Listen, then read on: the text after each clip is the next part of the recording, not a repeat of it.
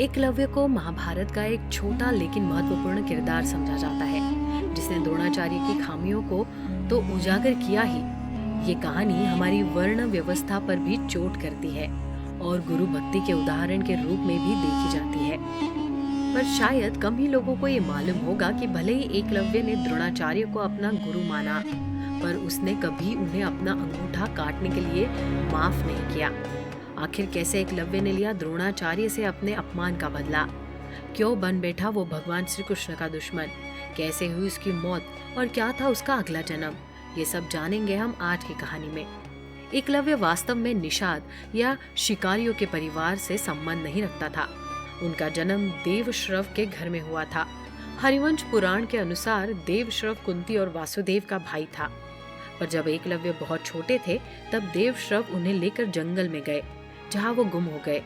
जंगल में उस बच्चे को निषादों के राजा हिरण्यधनु ने देखा। हिरण्यधनु ने उस बच्चे को अपनी संतान की तरह पाला और उसका नाम अभिद्रुम्य या अभय रख दिया।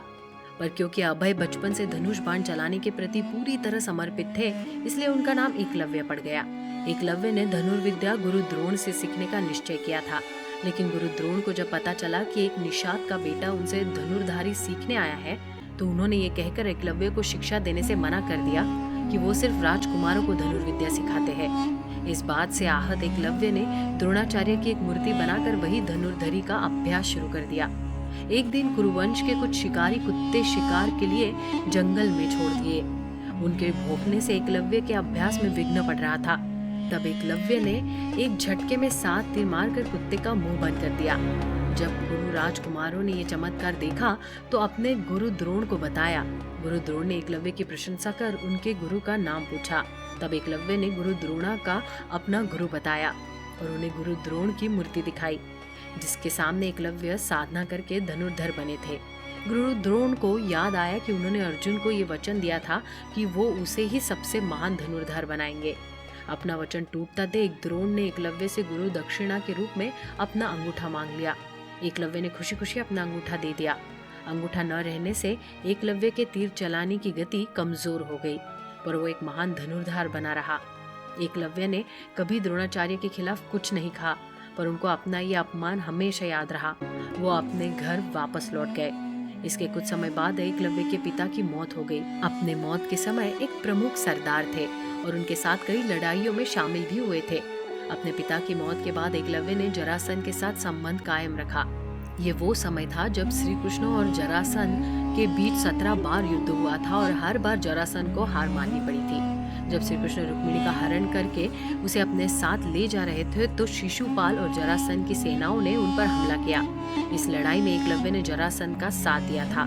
कुछ मान्यताओं के अनुसार श्री कृष्ण ने एक चट्टान उठाकर एकलव्य को दे मारी थी, जिससे उसकी मौत हो गई थी।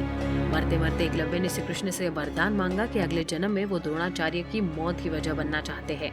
यही कारण था कि एकलव्य अपने अगले जन्म में धृष्टद्युम्न बनकर पैदा हुए।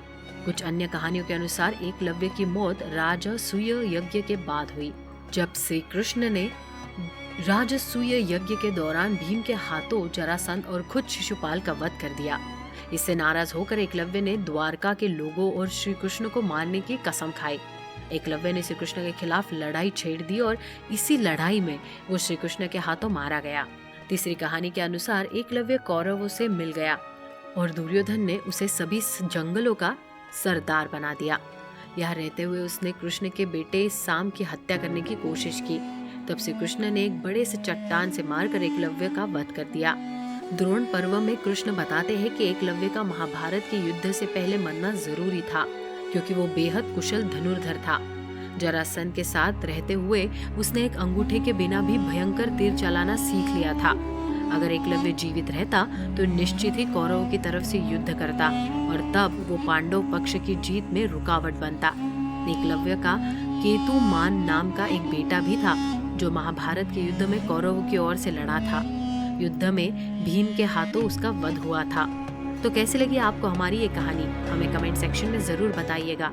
ऐसी सच्ची और रोचक वीडियो को देखने के लिए हमारे चैनल पर बने रहिए। आप देख रहे हैं द भक्ति, क्योंकि भक्ति में ही है असली शक्ति।